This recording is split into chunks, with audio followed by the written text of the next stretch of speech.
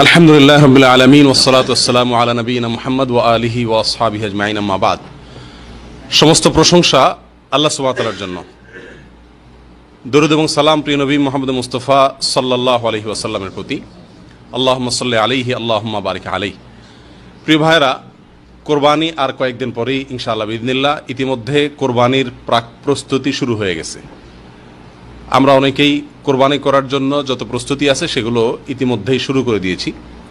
তো এই কোরবানিকে সামনে রেখে কয়েকটি কথা আরজ করার ইরাদা রাখি। ওমা তৌফিক ইল্লা বিল্লাহ। কোরবানি তো আলহামদুলিল্লাহ আমাদের দেশে বহু লোকেই করে, বরং ইসলামের অন্য কোনো আমল এত সংখ্যক লোকে, এত বেশি লোকে করে না, কোরবানি যত বেশি মানুষ করে। যত নামাজি আছে তার চাইতে বেশি কোরবানি দাতা পাওয়া যায়, ঠিক না ঠিক? তো কোরবানি বিপুল সংখ্যক মানুষে করলে কি হবে, এই ইবাদতটিতে এত বেশি ত্রুটি, এত বেশি বিচ্যুতি, এত বেশি ভুলভ্রান্তি হয়, যার কারণে বেশিরভাগ লোকের কোরবানি সঠিক হয় না, বিশুদ্ধ হয় না।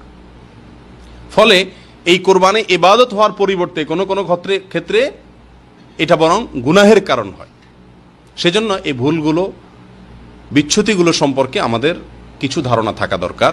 এজন্য কিছু জ্ঞাতব্য বিষয়, কিছু প্রচলিত ভুল ত্রুটি কোরবানিকে কেন্দ্র করে, সেগুলো আমরা শুধুমাত্র আজকে পেশ করার চেষ্টা করব। আল্লাহ সুবহানাহু ওয়া তাআলা আমাদেরকে তৌফিক দান করুন। প্রিয় ভাইয়েরা, কোরবানি এটা ইব্রাহিম আলাইহিস সালাতু ওয়াস সালামের মস্ত বড় একটি সুন্নাহ। মুহাম্মদুর রাসূলুল্লাহ সাল্লাল্লাহু আলাইহি ওয়াসাল্লামেরও আদর্শ। তিনি কোরবানি নিজে করেছেন, নির্দেশ করেছেন। ওলামায়ে কেরাম অনেকেই কোরবানিকে ওয়াজিব বলেছেন, অনেকে সুন্নতে মুআক্কাদা বলেছেন। তো এই কোরবানি ইসলামী শরীয়তে অত্যন্ত গুরুত্বপূর্ণ একটি ইবাদত। অর্থনৈতিক ইবাদতের ভিতরে কোরবানি হজের এবং যাকাতের পরেই কোরবানির অবস্থান বলা যেতে পারে। এই কোরবানি এটা একাধারে অর্থনৈতিক ইবাদত, একাধারে এখানে ত্যাগের একটা বিশাল বড় শিক্ষা আছে। কোরবানির যে ভুল ত্রুটিগুলো, বিচ্যুতিগুলো আমাদের সাধারণত অহরহ হয়ে থাকে, সেই ভুল ত্রুটি, সেই বিচ্যুতিগুলোর ভিতরে সর্বপ্রথম এবং সবচেয়ে বড় এবং প্রধান ভুল হলো কোরবানির ক্ষেত্রে নিয়তের অশুদ্ধতা। বহু লোক আমরা কোরবানি করি, অথচ আমাদের কোরবানির আগে আমাদের নিয়তটাকে সাফ এবং পরিষ্কার করে নিতে পারি না। বিশেষ করে আমাদের দেশের কথা যদি আমরা বলি, আমাদের দেশের মানুষ যারা কোরবানি করেন আলহামদুলিল্লাহ, এদের ভেতরে বেশিরভাগ লোকের কোরবানি এর পিছনে সঠিক এবং শুদ্ধ নিয়ত কাজ করে না, বরং নিয়তের ভেজাল থেকে যায় বেশিরভাগ লোকের। যেমন বহু লোক আছেন, বরং আমি বলবো সমাজের বিরাট একটা অংশ আছে যারা কোরবানি করে সামাজিক মর্যাদার দিকে লক্ষ্য করে, লজ্জা থেকে বাঁচার জন্য। মানুষ কি বলবে, সমাজের মানুষ কোরবানি না দিলে কি বলবে, বহু বছর কোরবানি দিয়ে আসতেছি, এবছর না দিলে কি হবে, কেমন দেখাবে, মানুষ কি বলবে, এরকম মানসিকতা থেকে অনেকে কোরবানি করেন। অনেকে কোরবানি করেন যে নতুন আত্মীয় হয়েছে, অন্য বছর ভাগে দিলেও এবছর আর ভাগে দেওয়া যাবে না, কারণ নতুন আত্মীয় হয়েছে, তার কাছে একটা মান মর্যাদার ব্যাপার আছে। এরকম চিন্তা থেকে অনেকে কোরবানি দেয় না ভাই। মেয়ে বিয়ে দিয়েছে নতুন, তাহলে জামাইয়ের বাড়িতে রান পাঠাইতে হবে, অতএব ভাগে কোরবানি দিলে চলবে না, গোটা গরু কোরবানি দিতে হবে। সারা বছর কোরবানি, সারা জীবন কোরবানি দিয়ে আসছি, অতএব এবছর যদি না দেই, অর্থনৈতিক যত টানাটানি থাকুক না কেন, এবছর যদি না দেই তাহলে চোখ বাঁচে না। এই সমস্ত চিন্তা মানসিকতা থেকে বহু লোক কোরবানি করে না ভাই। এই কোরবানিগুলো সব অশুদ্ধ কোরবানি। আর এর বাইরে সবচাইতে বড় অংশ নিয়তের ক্ষেত্রে যে ভুলটা করে, সেটা হলো কোরবানির ক্ষেত্রে এটাকে গোশত খাওয়ার একটা উৎসব, গোশত খাওয়া, গোশত সংগ্রহ করা, অল্প পয়সায় ভালো গোশত সংগ্রহ করা, এই উদ্দেশ্যে, এই ধান্দায় সমাজের বিরাট একটা অংশের মানুষ কোরবানি করে। গোশতের উদ্দেশ্যে যদি কেউ কোরবানি করে, গোশত যদি তার মূল টার্গেট এবং আসল উদ্দেশ্য হয়, তাহলে কোরবানি সহি হবে? আল্লাহ সুবহানাহু ওয়া তাআলা কি বলেন? লা ইয়ানালাল্লাহু লুহুমুহা ওয়ালা দিমাউহা ওয়ালাকিন ইয়ানালুহুত তাকওয়া মিনকুম। তোমাদের কোরবানির পশুর গোশত, রক্ত এর কিছুই আল্লাহর কাছে যায় না, বরং তোমাদের যে তাকওয়া, কোন মন মানসিকতা নিয়ে কোরবানি দিচ্ছ তুমি, তোমার মনের সেই তাকওয়াটুকু, এটা আল্লাহ সুবহানাহু ওয়া তাআলার কাছে পৌঁছায়। আল্লাহ সুবহানাহু ওয়া তাআলা আদম আলাইহিস সালামের দুই ছেলে হাবিল এবং কাবিল, তাদের বিষয়ে তারা আল্লাহ সুবহানাহু ওয়া তাআলার কাছে কোরবান পেশ করেছিল। কোরবান মানে হলো আল্লাহর কাছে নৈকট্য অর্জনের জন্য সাদাকা পেশ করেছিল। আল্লাহ সুবহানাহু ওয়া তাআলা কোরআনে কারীমে সেই প্রসঙ্গে বলতে গিয়ে বলেন, ইয তাকাররাবা কুরবানান ফাতুকুব্বিলা মিন আহাদিহিমা ওয়া লাম ইউতাকাব্বাল মিনাল আখার। দুই ভাইয়ে কোরবানি করেছিল, আদম আলাইহিস সালামের দুই ছেলে। একজনটা আল্লাহ সুবহানাহু ওয়া তাআলার পক্ষ থেকে কবুল হয়েছে, আরেকজনটা কবুল হয় নাই। কেন কবুল হয় নাই আর একজনটা কবুল হয়েছে, যে সেটা কেন হয়েছে সে প্রসঙ্গে আল্লাহ সুবহানাহু ওয়া তাআলা বলেন, ইন্নামা ইয়াতাকাব্বালুল্লাহু মিনাল মুত্তাকিন। ইন্নামা ইয়াতাকাব্বালুল্লাহু মিনাল মুত্তাকিন, নিঃসন্দেহে আল্লাহ সুবহানাহু ওয়া তাআলা কেবল মুত্তাকিদের পক্ষ থেকেই গ্রহণ করেন। মুত্তাকিদেরটাই আল্লাহ তাআলা কি করেন? কবুল করেন। তাহলে বোঝা গেল কোরবানি সবাইটা আল্লাহর কাছে মাকবুল হয় না। সবার কোরবানি কি হয় না ভাই? আল্লাহর কাছে গ্রহণযোগ্য হয় না। আল্লাহর কাছে গ্রহণযোগ্য হয় কার কোরবানি? যার ভিতরে তাকওয়া আছে, যে তাকওয়ার তাড়নায় কোরবানি করেছে। যে কোরবানি করেছে কিসের তাড়নায়? তাকওয়ার তাড়নায়, গোশতের তাড়নায় না, সমাজের মানুষ কি বলবে সেই তাড়নায় না, হ্যাঁ, বিয়ের বাড়ির তাড়নায় না, মেয়ে বিয়ে দিছে নতুন করে সেই তাড়নায় না, সারা জীবন দিয়ে আসছে এবছর না দিলে মানুষ কি বলবে সেই তাড়নায় না, কোরবানি না দিলে ছেলে ফেলে কার মুখের দিকে চেয়ে থাকবে সেই তাড়নায় না, এই সমস্ত তাড়নায় না। বরং কোরবানি তিনি করেন কেন? আল্লাহকে সন্তুষ্ট করার জন্য। নবী সাল্লাল্লাহু আলাইহি সাল্লামের নির্দেশ, তার সুন্নাহ, সেটাকে ফলো করার জন্য কোরবানি করেন। এরকম ব্যক্তিদের কোরবানি শুধুমাত্র আল্লাহ সুবহানাহু ওয়া তাআলা গ্রহণ করেন। প্রিয় ভাইরা, অতএব কোরবানির ক্ষেত্রে এই যে নিয়তের অশুদ্ধতা, এই জিনিসটা আমাদের খুব বেশি খেয়াল রাখা উচিত। সহিহ মুসলিমের হাদিসে আসছে, নবী সাল্লাল্লাহু আলাইহি সাল্লাম বলেছেন, ইন্নাল্লাহা লা ইয়ানজুরু ইলা সুওয়ারিকুম ওয়া আমওয়ালিকুম। আল্লাহ সুবহানাহু ওয়া তাআলা তোমাদের মাল সম্পদ, কত টাকা দিয়ে তুমি গরু কোরবানি দিচ্ছ, কতগুলা দিছ, এটা আল্লাহ সুবহানাহু ওয়া তাআলা দেখেন না। তোমাদের গরুর আকৃতি, সাইজ কত বেশি, এটা আল্লাহ সুবহানাহু ওয়া তাআলা দেখবেন না। আল্লাহ সুবহানাহু ওয়া তাআলা কি দেখবেন? ওয়ালাকিন ইয়ানজুরু ইলা কুলুবিকুম ওয়া আমালিকুম। আল্লাহ দেখবেন তোমাদের অন্তরের অবস্থা কি, কোন মানসিকতা থেকে কোরবানি দিচ্ছ, কোন উদ্দেশ্যে কোরবানি দিচ্ছ, সেটা আল্লাহ সুবহানাহু ওয়া তাআলা দেখবেন। এজন্য প্রিয় ভাইরা, কোরবানির ক্ষেত্রে আমরা বারবার বলি, আবারও বলি, সবচেয়ে বড় ভুল হলো আমাদের দেশে বেশিরভাগ লোকের কোরবানি এটা ইবাদত হিসাবে হয় না, এটা হয় শুধুমাত্র নিজস্ব মানমর্যাদা রক্ষা করার একটা তাগাদায় অথবা গোশত সংগ্রহ করার একটা উৎসব হিসাবে, বাস। এর পিছনে নেক আমল, আল্লাহর কাছে আল্লাহর সন্তুষ্টির উদ্দেশ্যে করা, আল্লাহর কাছে আজর এবং সওয়াব পাওয়া, এই উদ্দেশ্যে করা, নবী সাল্লাল্লাহু আলাইহি সাল্লামের সুন্নাহর অনুকরণ অনুসরণ করা, এই চিন্তা থেকে কোরবানি করা মানুষের সংখ্যা খুবই নগণ্য, খুবই কম। প্রিয় ভাইরা, এই জন্য আমাদের দেশে দেখবেন একটা প্রতিযোগিতা কোরবানির সময় শুরু হয়। কি প্রতিযোগিতা? কে কার চাইতে কত বড় গরু কিনবে, কে কার চাইতে কত দামি গরু কিনবে, কে কত বেশি দিবে। সামাজিকভাবে যার সাথে যার প্রতিদ্বন্দ্বিতা থাকে, যার সাথে যার প্রতিযোগিতা থাকে, সে তার সাথে কোরবানির সংখ্যা এবং কোরবানি গরুর সাইজ এগুলা নিয়ে প্রতিযোগিতায় নামে। এটাকে দেখতে মনে হয় যে ভালো কাজে প্রতিযোগিতা নামছে, আসলে ভালো কাজে প্রতিযোগিতা না। এটা হলো নিজের মাতবরি, সরদারি, নিজের শ্রেষ্ঠত্ব এগুলো জাহির করার জন্য, ঠিক না ঠিক? বর্তমান এমপি সাহেব যদি 10টা গরু কোরবানি দেয়, তাহলে ভবিষ্যৎ এমপি ইলেকশন করবে যিনি, তিনি 12টা 15টা দেওয়ার চেষ্টা করে, ঠিক না ঠিক? শুধু এমপি সাহেব, মন্ত্রী সাহেব না, আমাদের সমাজেও আমরা যখন বসবাস করি, প্রতিবেশী, পাড়া, মহল্লা, যার সাথে আমার একটু প্রতিযোগিতা আছে, সবসময় চেষ্টা করি তার উপরে ওঠার জন্য। এই যে উপরে ওঠার চেষ্টা, এটা আল্লাহকে সন্তুষ্ট করার জন্য যদি হতো তাহলে সেটা প্রশংসনীয় হতো। কিন্তু এই চেষ্টাটা হলো শুধুমাত্র সমাজে নিজের প্রভাব জাহির করার জন্য, ঠিক না ঠিক? আল্লাহ সুবহানাহু ওয়া তাআলা আমাদেরকে সহি শুদ্ধভাবে কোরবানি করার তৌফিক দান করেন। প্রিয় ভাইরা, যদি উদ্দেশ্যের অসাধুতা থাকে, নিয়তের ভিতরে গড়বড়ি থাকে, গোশতই যদি ধান্দা থাকে, তাহলে কোরবানি কবুল হবে না। এই কোরবানির কোনো মূল্য আছে? কোনো মূল্য নেই। আল্লাহ সুবহানাহু ওয়া তাআলা আমাদের সকলকে সহি শুদ্ধভাবে কোরবানি করার তৌফিক দান করেন। প্রিয় ভাইরা, কোরবানির ক্ষেত্রে আরেকটা বড় ভুল হলো, যারা কোরবানি দেন, বিশেষ করে যারা গরু কোরবানি দেন, এদের বেশিরভাগ লোকই গরুর গোশত বানানোর জন্য ধামা, ছুরি এগুলোর ব্যবস্থা করে, কিন্তু গরু জবাইয়ের জন্য যে ছুরি ব্যবস্থা করা দরকার, একটা ধারালো ছুরির ব্যবস্থা করা দরকার, সেই ব্যবস্থাটুকু বেশিরভাগ লোক করে না। তাকায় থাকে এলাকার ইমাম সাহেব, মুয়াজ্জিন সাহেব বা মৌলভী সাহেব, উনি জবাই করে দিবে, অতএব ছুরি উনি নিয়ে আসবে। তো মৌলভী সাহেব যে জবাই করেন, ওই বেচারার কাছে তো ছুরি 4-5টা থাকে না। ছুরি কয়টা থাকে? একটা থাকে। প্রথম প্রথম যে গরুগুলো জবাই করে উনি, সেগুলো মাশাআল্লাহ খুব ভালোভাবে জবাই হয়ে যায়। কিন্তু এরপরে 3, 4, 5 নম্বর সিরিয়ালে পরে যে গরুগুলো আসে, সেগুলো কি হয়? সহজে জবাই হয় না, কারণ ছুরির ধার কমে যায়। ঠিক না ঠিক? অতএব যিনি কোরবানি দিবেন তার দায়িত্ব হলো কোরবানির পশু জবাইয়ের জন্য ধারালো ছুরির ব্যবস্থা করা। মৌলভী সাহেব তার কোরবানি কত নম্বর সিরিয়ালে দিবেন বা কত নম্বর সিরিয়ালে তিনি পাবেন, সেটা তিনি নিজেও জানেন না।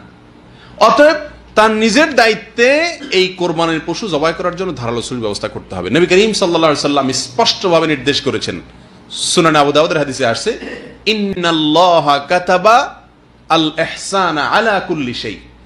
আল্লাহ তাআলা প্রত্যেকটা বস্তুর প্রতি ইহসান, দয়া দেখানোর নির্দেশ আল্লাহ সুবহানাহু ওয়া তাআলা করেছেন, অবধারিত আমাদের জন্য আল্লাহ সুবহানাহু ওয়া তাআলা করেছেন।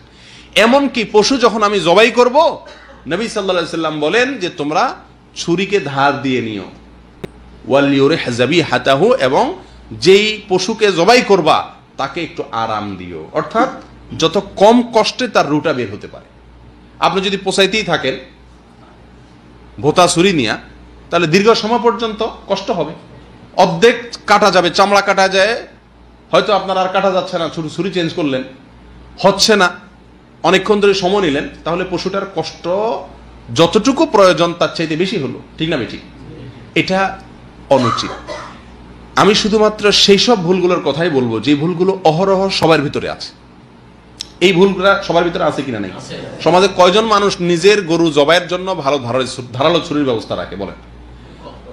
গোশত হাড্ডি বানানোর জন্য ব্যবস্থা আছে, কিন্তু জবাইয়ের জন্য মৌলভী সাহেবের দিকে তাকিয়ে থাকে। আর মৌলভী সাহেবদের ছুরি বাস্তবতা হলো যে 2, 4টা 5টা জবাই করার পরে বেচারাদের আর হাতও আগায় না, শরীরও কাঁপে, আর ছুরির ধারও চলে যায়। এরপরের বাকি যেগুলো হয় সেগুলোতে পশুর অনর্থক, অযথা, অহেতুক পশুকে দীর্ঘ সময় পর্যন্ত কষ্ট দেওয়া হয়। ঠিক না ঠিক? আর এটা শরীয়তের সম্পূর্ণ নিষেধ। এটা হলো একটা ভুল। আরেকটা বড় ভুল হয় কোরবানি করতে গিয়ে, সেটা হলো নিজের পশু নিজে জবাই না করা। নিজের পশু, নিজের কোরবানির পশু নিজের হাতে জবাই না করা, এটা আরেকটা ভুল। আমাদের দেশে কয়জন লোক কোরবানি করতে গিয়ে নিজের পশুটা নিজে জবাই করেন? খুব কম না? সবাই ওই হুজুর বা মৌলভী সাহেবের দিকে তাকায় থাকেন। ঠিক না ঠিক? অথচ বুখারী মুসলিমের হাদিসে আসছে, নবী করিম সাল্লাল্লাহু আলাইহি সাল্লাম তার কোরবানির পশু নিজের হাতে তিনি জবাই করেছেন। যাবাহাহুমা বিয়াদিহি। তিনি 2টি কোরবানি করেছেন, তার 2টাই তিনি নিজের হাতে কি করেছিলেন? জবাই করেছেন। এখান থেকে বোঝা যায় যে কোরবানির পশু নিজের হাতে জবাই করা বেশি উত্তম। তাছাড়া কোরবানি আপনি যখন করবেন, তখন কোরবানির এই পশুটাকে হয় আগে থেকে আপনি লালন পালন করছেন, অথবা এই পশুটা কিছুদিন আপনার কাছে ছিল, কেনার পরে এক ধরনের মায়া কিছুটা হলেও সৃষ্টি হয় কি হয় না? আপনি নিজের হাতে যখন তার গলায় ছুরি দিবেন, আপনার ভেতরে এক ধরনের কষ্ট হবে কি হবে না? এই কষ্টটুকু তো এক ধরনের ত্যাগ। ত্যাগ কি ত্যাগ না? এই জন্য নিজের হাতে যখন আপনি কোরবানি করবেন, তখন কোরবানির ভিতরে ত্যাগের মাত্রাটা অনেক বেশি থাকে। সেজন্য একজন মানুষ চেষ্টা করা উচিত যে আমার নিজের পশুটা আমি কোরবানি করব। কোরবানি করার ছুরি নাই, হুজুরের কাছে ছুরি আছে, হুজুরের ছুরি তো আমাকে দিবে না, প্রয়োজনে হুজুরকে ছুরি ভাড়া নিয়ে টাকা দিয়ে দিব, কিন্তু আমারটা আমি করার চেষ্টা করব। আমাদের দেশে যারা নিজের কোরবানি নিজে করেন না, তারা 2 কারণে করেন না। 1 নম্বর হলো যে কোরবানির অনেক দোয়া দুরুদ আছে, এই সমস্ত দোয়া দুরুদ আমরা জানি না, হুজুর সাহেব পারে অতএব উনি করে দেখ। ঠিক না ঠিক? অথচ কোরবানি করার জন্য তেমন কোনো দোয়া দুরুদের প্রয়োজন নাই। সহিহ বুখারীর হাদিসে আসছে নবী সাল্লাল্লাহু আলাইহি সাল্লামের কোরবানির প্রসঙ্গে যে তিনি সাম্মা ওয়া কাব্বার, বিসমিল্লাহ বলছেন, আল্লাহু আকবার বলছেন। জবাইয়ের সময় কি বলছেন? বিসমিল্লাহি আল্লাহু আকবার। অতএব জবাই করার শুরুতে আর কোনো দোয়া নাই, একটাই দোয়া, বিসমিল্লাহি আল্লাহু আকবার। এটা জানে না এমন মানুষ কে আছে বলেন? সবাই জানে। ঠিক না ঠিক? অতএব নিজের পশু নিজে কোরবানি করার হিম্মত থাকা উচিত কি উচিত না? আরেকটা কারণে নিজের পশু নিজে জবাই করে না, সেটা হলো যে যদি আমি জবাই করতে যাই, আমার তো জবাইয়ের সিস্টেম জানা নাই, কোন জায়গায় পোজ দেবো কোন জায়গায় পোজ দেবো না। মৌলভী সাহেব বেচারা জবাই করতে করতে অভ্যাস হয়ে গেছে, উনি জানে কোন জায়গায় পোজ দিতে হবে, এই কারণে অনেকে করে না। এই যে একটা হেজিটেশন আমাদের ভিতরে থাকে, এটা থাকা উচিত না। কারণ আপনি কোন জায়গায় জবাই করবেন মৌলভী সাহেবের জিজ্ঞেস করলেই তো বলে দিবে, কসাইদেরকে জিজ্ঞেস করলেই তো বলে দিবে। এটা তো খুব কঠিন কিছু না, সামান্য একটু জায়গা, 1 বিঘত জায়গা গলাটুকু, এর ভিতরে মাঝখানে বরাবর প্রায় জবাই করতে হয়। আপনি আশপাশে যারা অভিজ্ঞ তাদের যে কাউকে জিজ্ঞেস করলে হয়ে যায়। অতএব যে অজুহাতে আমরা নিজের কোরবানির পশু নিজে জবাই করি না, সেই অজুহাতের একটাও যৌক্তিক না, গ্রহণযোগ্য না। ঠিক না ঠিক?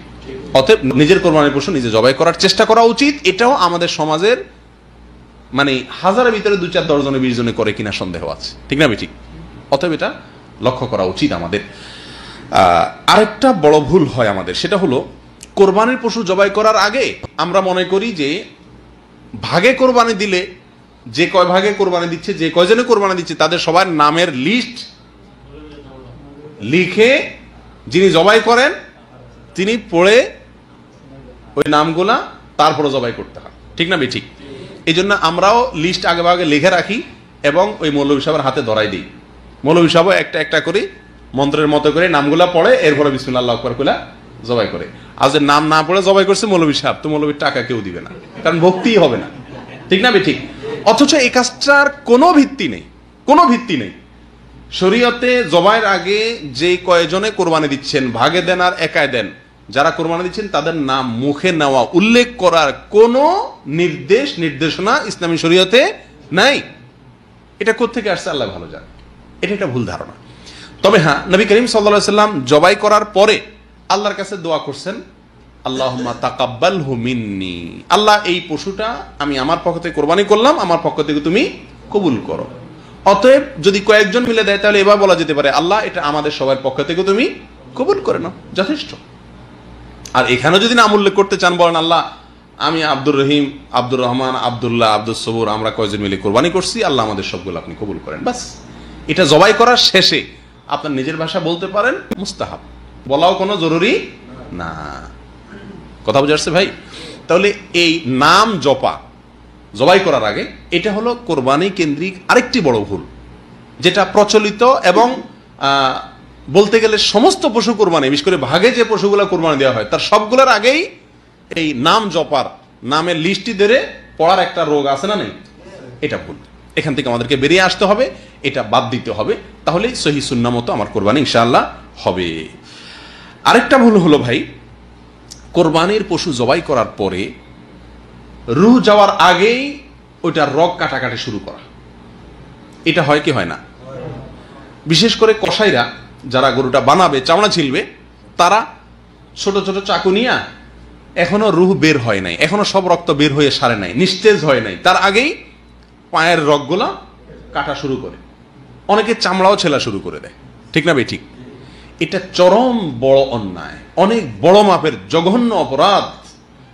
যে ইসলাম আপনাকে জবাই করার আগে ছুরিকে ভালো করে ধার দিয়ে নিতে নির্দেশ করেছে, যে ইসলাম আপনাকে ভোঁতা ছুরি দিয়ে পশুকে জবাই করার অনুমতি দেয় নাই, তাকে অযথা কষ্ট দেওয়ার অনুমতি দেয় নাই, সেই ইসলাম কিভাবে আপনাকে অনুমতি দেয় একটা জীবন্ত পশুকে আপনি রগ কাটা শুরু করলেন আর চামড়া ছিলা শুরু করলেন?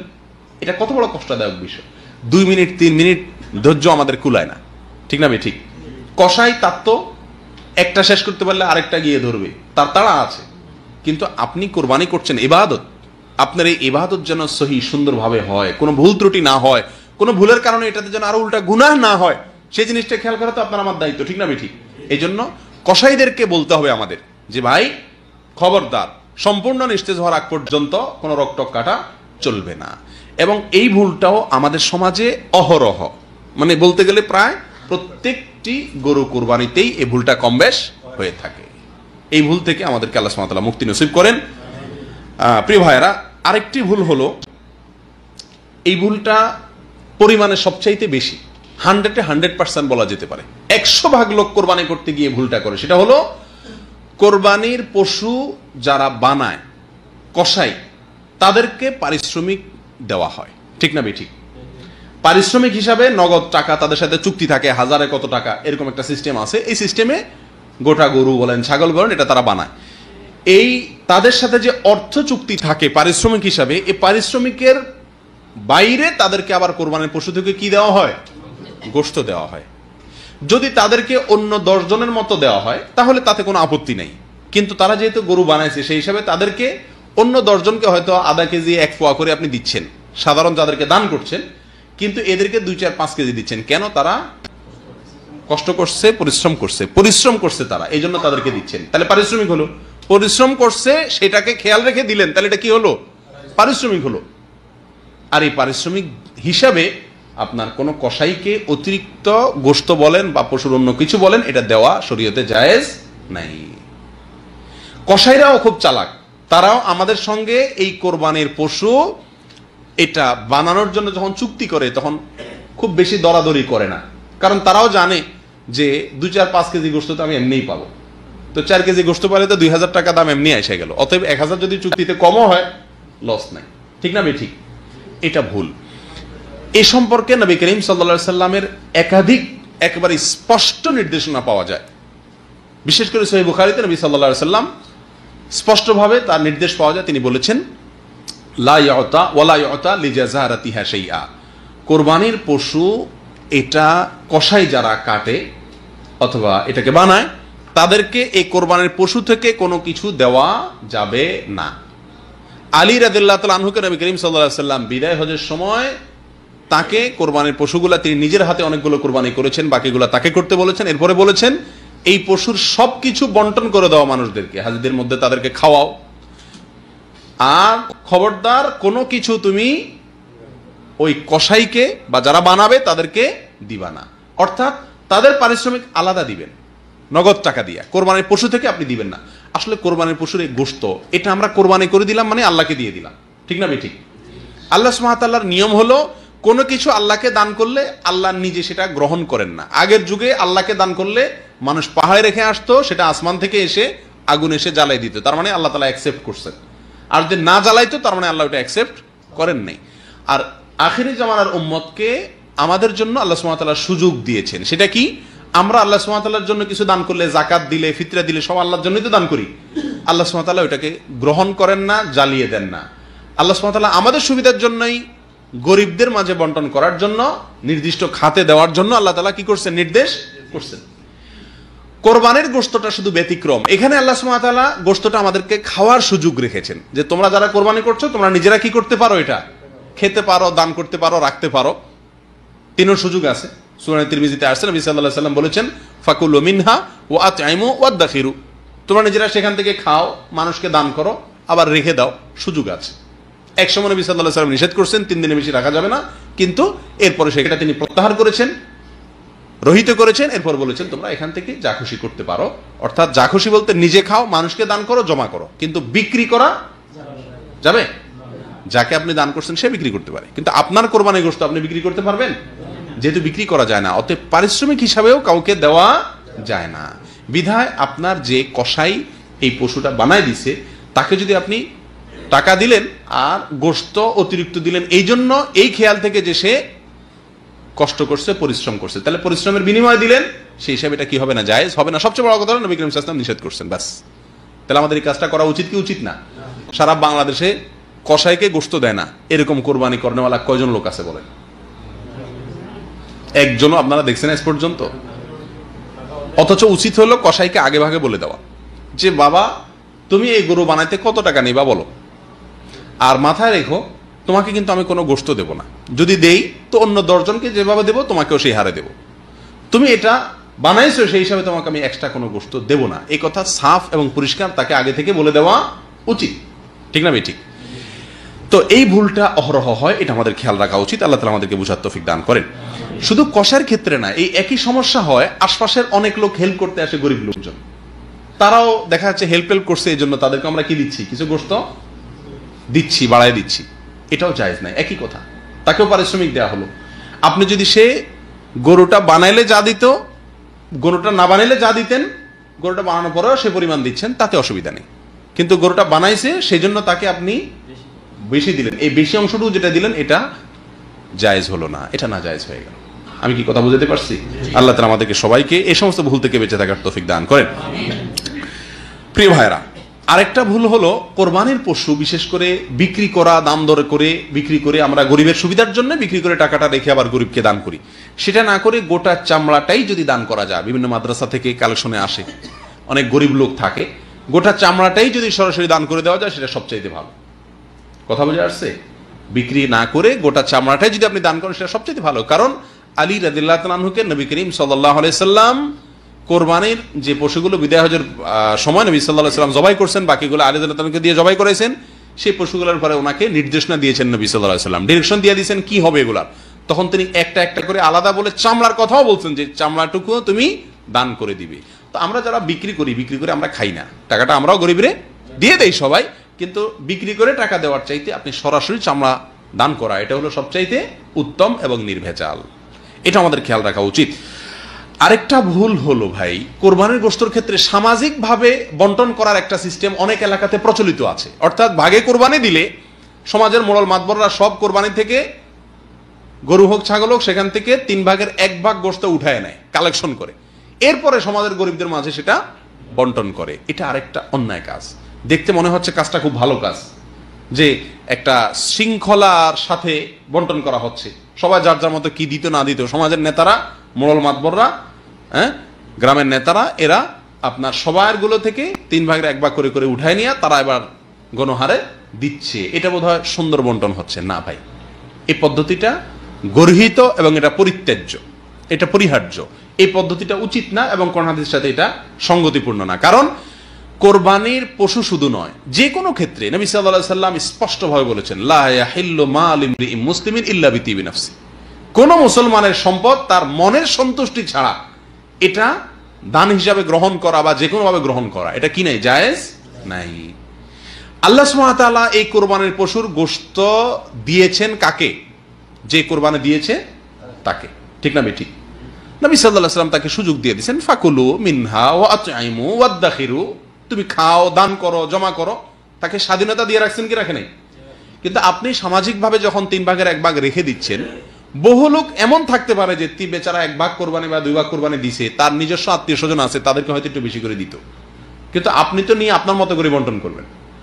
সে কিছু বলতেও পারে না, কারণ সামাজিক সিস্টেম হয়ে গেছে, ঠিক না বেঠিক? তাহলে তার মনের অসন্তুষ্টি সত্ত্বেও তাকে দিতে হচ্ছে কি হচ্ছে না? এবং এর পরিমাণ বরং সবচাইতে বেশি। বেশিরভাগ লোকই তার নিজের মতো করে স্বাধীনভাবে তিনি দিতে চান। আপনি যখন নিয়ে আপনার মতো করে বন্টন করেন, তখন তার সে স্বাধীনতা ক্ষুণ্ণ হয়, তার পছন্দ মতো সে দিতে পারে না। এই জন্য এটা অন্যায় এবং এটা গর্হিত কাজ। কেউ যদি 1 ফোঁটাও না দেয়, শরীয়ত তার জন্য কোনো বাধ্যবাধকতা আছে? কেউ যদি পুরাটুকু সে রেখে খায়, শরীয়ত তাকে এটা বলবে না যে তোমার কোরবানি হয় নাই। তার যদি নিয়ত সাফ থাকে আর সে পুরাটুকু রেখে খায়, খেতে পারে। যদিও পুরাটুকু এবং যত বেশি সম্ভব দান করা উচিত, 3 ভাগের 1 ভাগ বলে কথা না, যত বেশি দান করা যায় ততই ভালো। কিন্তু এর মানে তো এই না যে সামাজিকভাবে সিস্টেম করে তার কাছ থেকে চাঁদা আদায়ের মতো করে 1 ভাগ আরেক ভাগে আপনি আদায় করে নিয়ে যাবেন। এটা অবিচার, এটা জুলুম, এটা জবরদস্তিমূলক দান আদায় করা। এটাকে শরীয়ত কোনোভাবে কি করে না? অনুমোদন দেয় না। বিধায় এটাও আমাদের পরিহার করা উচিত। বড় দাগের ভুলের ভিতর একটা হলো, কোরবানির ঈদের আগে 10টা দিন ইবাদতের বিশাল বড় সিজন। জিলহজের চাঁদ উঠলে 1 তারিখ থেকে নিয়ে 10 তারিখ পর্যন্ত, ঈদের আগ পর্যন্ত এই 10টা দিন অনেকগুলো আমলের, অনেকগুলো ইবাদতের একটা বিশাল বড় সিজন এবং মৌসুম। নবী করিম সাল্লাল্লাহু আলাইহি সাল্লাম এই 10 দিন আমাদেরকে অনেকগুলো কাজের জন্য কি করছেন? নির্দেশ করে গেছেন। অনেকগুলো কাজের পরামর্শ তিনি দিয়ে গেছেন, নির্দেশনা দিয়ে গেছেন।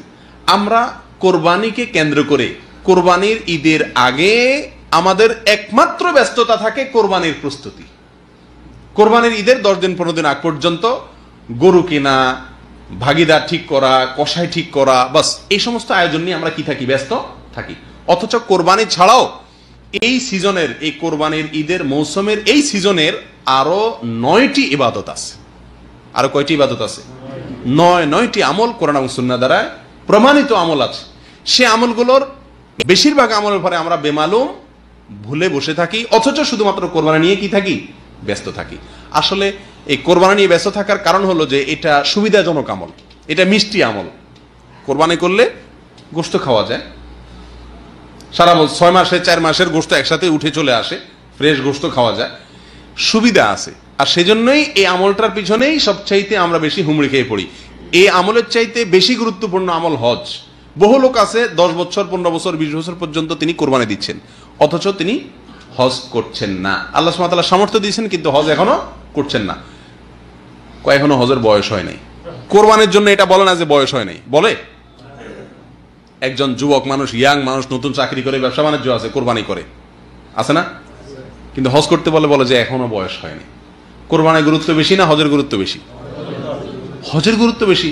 হজ ইসলামের রোকন, ফরজ, সেই হজের কোনো খবর নাই। ঠিক তেমনি ভাবে কোরবানির পাশাপাশি এই 10 দিনের আরো অনেক আমলের ভিতরে একটা আমল হলো তাকবীর, তাহলিল, তাহমিদ পাঠ করা।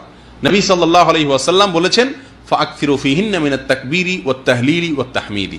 জিলহজের প্রথম দশক আসলে তোমরা বেশি বেশি আল্লাহু আকবার, আল্লাহু আকবার, লা ইলাহা ইল্লাল্লাহু, আল্লাহু আকবার, আল্লাহু আকবার, ওয়ালিল্লাহিল হামদ, এভাবে এবং আরো বিভিন্ন ফরম্যাটে সাহাবা একরাম থেকে বর্ণিত আছে। যেভাবে হোক আল্লাহর বড়ত্ব বর্ণনা করা, প্রশংসা বর্ণনা করা, একত্ববাদ বর্ণনা করা, এটা বেশি বেশি এই দিনগুলোতে করতে বলা হয়েছে। সাহাবী আবু হুরায়রা এবং আব্দুল্লাহ ইবনে ওমর রাদিয়াল্লাহু তাআলা আনহুমা তারা বাজারে চলে যেতেন এই দশকে। কেন? জোরে জোরে তাকবীর বলবেন যাতে শুনে অন্যরা পড়তে পারে। কত উৎসাহ তাদের ভিতরে এই আমল করার ব্যাপারে। কোরবানি করেন কিন্তু সারা এই 10 দিনের ভিতরে 10-12 তাকবীর পড়েন নাই, এরকম লোকের সংখ্যা আমাদের সমাজে সবচাইতে বেশি। আপনি কোরবানির গুরুত্ব বুঝলেন, তাকবীরের গুরুত্ব বুঝলেন না। সাহাবীদের ভিতরে এত বেশি পরিমাণে কোরবানি করার সামর্থ্য ছিল না, এত বেশি পরিমাণ কোরবানি ছিল না, কিন্তু তাকবীরের আমলটা সবাই কম বেশি করার চেষ্টা করতেন। কোরবানি যত বেশি আমাদের দেশে দৃশ্যমান দেখা যায়, তাকবীরের আমলটা দৃশ্যমান দেখা যায়। বাজারে কোনো তাকবীরের আওয়াজ শোনা যায়? ঘরে, বাড়িতে, আশপাশে কোথাও না। সৌদি আরবে আপনারা দেখবেন যে সৌদিয়ানরা বেশিরভাগ লোকেরাই ছাগল দিয়ে কোরবানি দেয়, দুম্বা দিয়ে কোরবানি দেয়, একটা বা দুইটা দেয় বড় জোর। অনেকে আছে বিভিন্ন সংস্থায় দিয়ে দেয়, সেখান থেকে অর্ধেক গোশত আনে, অনেক সময় আনেও না। এ হলো তাদের কোরবানির চিত্র। ওট, গরু এরা ইচ্ছা করলে দিতে পারে কি পারে না? টাকার তো অভাব নাই। কিন্তু আমাদের দেশে মাশাআল্লাহ একটু সামান্য কিছু টাকার মালিক হলে গোটা গরু কোরবানি দেয়, ঠিক না বেঠিক? আপনাকে শরীয়ত তো 50,000, 60,000, 70,000, 80,000 টাকা খরচ করে কোরবানি দেওয়ার জন্য আপনার জন্য বাধ্যতামূলক তো করে নাই। আপনি একটা ছাগল দিলেই তো হয়ে যায়। এখানে আপনি এতগুলো টাকা খরচ করতে পারছেন মাশাআল্লাহ, অথচ হজ করেন নাই। এরকম লোকের সংখ্যা বেশি না? কি বলেন? 80,000 টাকা করে যদি আপনি কোরবানি দেন এবং গোটা গরু একা দেন, আপনার 4-5 বছরের কোরবানির টাকা যদি সেভ করেন, শুধু ছাগল দেন, তাহলে তো ওই টাকা দিয়েই আপনি হজ করতে পারেন, ঠিক না বেঠিক? আমাদের প্রবাসীদের মধ্যে বেশিরভাগ প্রবাসীরাই চেষ্টা করে যে একা কি করবে, একটা গরু কোরবানি দিবে। শরীয়তে এক্ষেত্রে আপনাকে অতিরিক্ত খরচ করলে সেটা আপনার নেকামলের পাল্লা ইনশাল্লাহ যোগ হবে, এটা ভালো কাজ, সন্দেহ নাই, আমি নিরুৎসাহিত করছি না, আপনি পারলে দেন। কিন্তু আপনি এটা করতে গিয়ে এর চেয়ে গুরুত্বপূর্ণ কাজ যেন ছুটে না যায়। আর এখানে যেন বেশি টাকা খরচটা অন্য কোনো ধান্দায় না হয়, আল্লাহকে সন্তুষ্ট করার জন্য যদি হয়, তাহলে তো এটা আপনি গরিব এলাকায় কোরবানি করে দিতে পারেন। অনেক সৌদিয়ানদেরকে দেখা যায় তারা আফ্রিকার বিভিন্ন দেশে টাকা পাঠায় দেয়। কেন? তাদের টাকা দিয়ে সেখানে কোরবানি দিয়ে গরিবরা গোশত খেয়ে নেবে, তারা সওয়াব পাবে। আমরা কয়জন লোক আছি কোরবানি করে এই টাকা আমরা কি করছি? কোরবানির টাকা কোনো গরিব এলাকায় দিয়ে দিছি। এই যে এখন বন্যা চলছে সারা দেশে, গরিব এলাকাতে বন্যার্তদের মাঝে ওই এলাকাতে আমি পাঠাই দিলাম বিশ্বস্ত কোনো এলাকার মাধ্যমে, সেখানে কোরবানি করে গোশত মানুষকে দিয়ে দিল, আমার কিছু লাগলো না, আমার বাড়িতে কিছুই হলো না, আমি সওয়াব পাইলাম। কি বলেন? এরকম সৎসাহস করার এর মানুষ কয়জন আছে আমাদের সমাজে? কি বলেন? খুবই কম না? কি বলে আমার বাড়িতে কোরবানি হবে না, মানুষ কি বলবে? মানুষ বলবে এটা কি? সবাই কোরবানি করবে, আমার বাচ্চারা কার দিকে চেয়ে থাকবে? যাই হোক, এই সমস্ত উদ্দেশ্যের কারণে আমরা এই দশকে শুধুমাত্র কোরবানি নিয়েই পড়ে থাকি। কোরবানির চাইতে গুরুত্বপূর্ণ অথবা তার কাছাকাছি গুরুত্বের আরো অনেক আমল আছে, সেই আমলগুলো আমরা বেমালুম ভুলে যাই। এই ভুলটা থেকে আমাদেরকে বেরিয়ে আসতে হবে। সর্বশেষ যে ভুলটির কথা বলবো সেটা হলো, আমাদের দেশে যারা কোরবানি করি আমরা, গরু হোক ছাগল হোক, প্রত্যেকেই যার যার পশু কোরবানি করে কোন রকম সেখানে পানির পশুর বর্জ্য, ময়লা, রক্ত সেখানে একটু পানি টানি ঢেলে দিয়ে গোশতগুলা নিয়ে বাসায় চলে যায়, ঠিক না বেঠিক?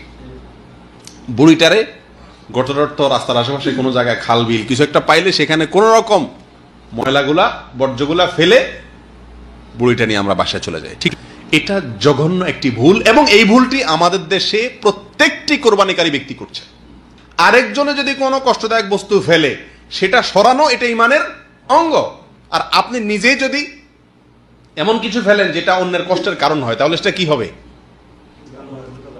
উল্টা কুফুরির অঙ্গ হয়ে যাবে না সেটা? জন্য এই জিনিসটা আমাদের সকলের খেয়াল করা উচিত যে আমার কোরবানির পশুর রক্ত হোক, বর্জ্য হোক, কোনো কিছু ফেলে যাব না। কোরবানি ঈদের পরে আমাদের দেশে, শহরে বলেন গ্রামে বলেন, কোথাও রাস্তা দিয়ে চলাচল করা যায় না 2-4-10 দিন 20 দিন, ঠিক না বেঠিক? গন্ধ, নাকে হাত দিয়ে চলতে হয়। আপনি এই রাস্তাকে, রাস্তার আশপাশকে রক্ত দিয়ে, বর্জ্য দিয়ে নষ্ট করে দিলেন। কষ্ট করছে সাধারণ মানুষ, অন্য মানুষ, পথচারীরা নাকে হাত দিচ্ছে, এদের সবার অন্তরের বদদোয়া লাগতেছে কি লাগতেছে না? অটোমেটিকলি আপনার আমলনামে একটা গুনাহ যোগ হয়ে যাচ্ছে। যত মানুষকে কষ্ট দিচ্ছেন, প্রত্যেকটা মানুষকে কষ্ট দেওয়া একটা গুনাহ, এর কারণে আপনার আমলনামায় যোগ হয়ে যাচ্ছে। আল্লাহ সুবহানাহু ওয়া তাআলা আমাদের সকলকে এই সব বিষয়গুলোকে মাথায় রেখে সহি, শুদ্ধভাবে, সম্পূর্ণ সঠিকভাবে কোরবানি করার তৌফিক দান করুন। বাস্তব কথা, আমাদের দেশের শত শত, হাজার হাজার, লক্ষ লক্ষ লোক কোরবানি করে মাশাআল্লাহ, কিন্তু এর ভিতরে সীমিত সংখ্যক, সামান্য কিছু লোকের কোরবানি হয়তো মাকবুল হয়, গ্রহণযোগ্য হয়। এর সবচেয়ে বড় সমস্যা হলো অন্তরের অশুদ্ধ নিয়ত। আমি কেন কোরবানি করছি, এই জিনিসটাকে আমরা ভালো করে নিজেরা শুদ্ধ এবং সঠিক করতে পারিনি, আর এই কারণে আমাদের কোরবানিগুলো কি হয় না, গ্রহণযোগ্য হয় না। আল্লাহ সুবহানাহু ওয়া তাআলা আমাদের সকলকে সংশোধন হওয়ার এবং বিশুদ্ধভাবে কোরবানি করার তৌফিক দান করুন। জাযাকুমুল্লাহ ওয়া আখিরু দাওয়ানা আনিল হামদুলিল্লাহি রাব্বিল আলামিন।